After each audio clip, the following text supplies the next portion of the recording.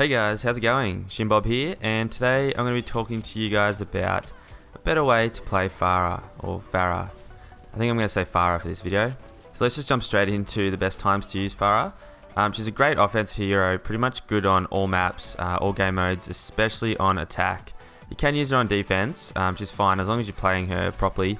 But I reckon she's best on attack personally. The reason for this is she's really good at sort of clearing the way or pushing the enemy back so that your teammates can move up onto the point or with the payload. And obviously times when she's not so good is like with most heroes, when you're getting absolutely shredded by an opposition player. A lot of the time I find this will be a Widowmaker or a Soldier 76. They seem to be the two, I guess, hard counters to a Pharah. Other times I've found I can get caught out by Bastion or a Tourbillon turret if I get stuck up in the air, sort of just floating around a bit.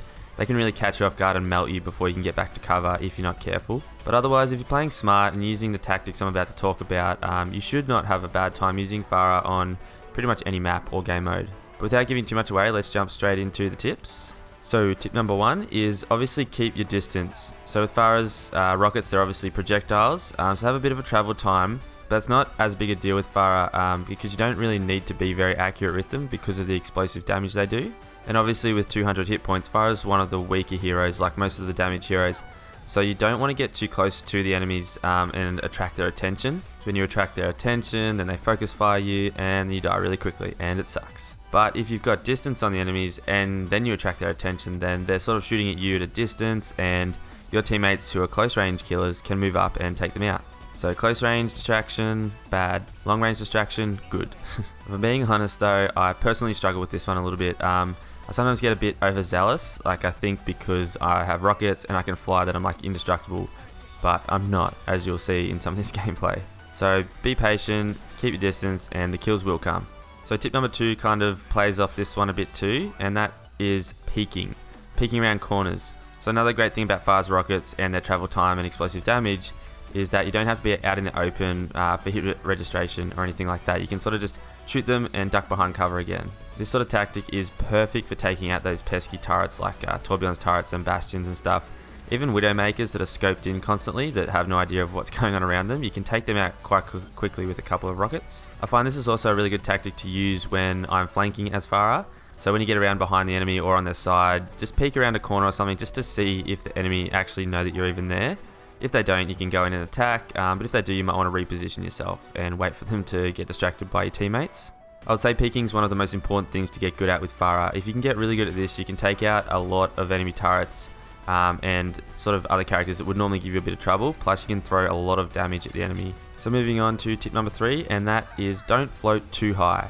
So obviously boosting up in the air and floating for a little bit can be really good to get like a sweet angle on the enemy, but you want to be a little bit careful that you don't go too high and for too long because you expose yourself quite a bit then and you get picked off by Widowmakers and Soldier 76s quite a fair bit. So I find where possible, I like to use rooftops and walkways and stuff like that that have a bit more cover to them to fire my rockets from rather than me just floating in midair. But when I do float up in midair, I like to try and have a building either nearby on the side or just down below that I can quickly drop to and get in cover when I do get caught out by enemies firing at me. So the last good tip that I have for you guys for Pharah is to flank before you use your ultimate.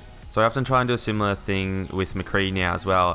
So instead of running straight in and using my super and exposing myself a bit, I like to try and flank the enemy and get on their side or behind them when they're not looking at me. And then I use the peeking sort of tactic to check around the corner, make sure they're not watching.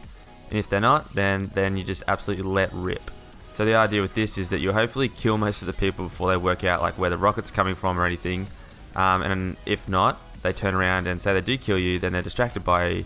And your team who was originally coming from the front can come in and take out the rest. Personally, I struggle a bit with Pharah's super, so I like to use this tactic a lot because I was getting killed mid-super a lot, and you still do a little bit if the team's quick on their reactions, but I find it's a lot more consistent this way when you flank and catch them off guard a bit. So yeah, pretty much just play it safe and pick your moments.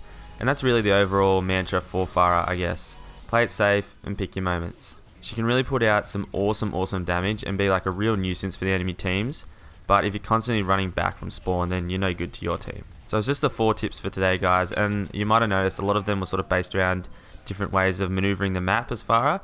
I think that's the most important thing with Pharah is map movement and navigation, and just basic overall tips for keeping yourself alive, because you are going to be one of the highest damage dealers for your team. So if you're dead, you're no use. So thanks a lot for watching, guys. Let me know if you guys have any tips of your own that you want to add to this for playing Pharah, how you like to do it. If you did like what you saw, go ahead and like the video, subscribe for more content like this and a bit of Destiny and stuff. Make sure to check out the other videos down below, as well as the new social media links down in the description. And until next time, just keep doing what you're doing, guys. Cheers.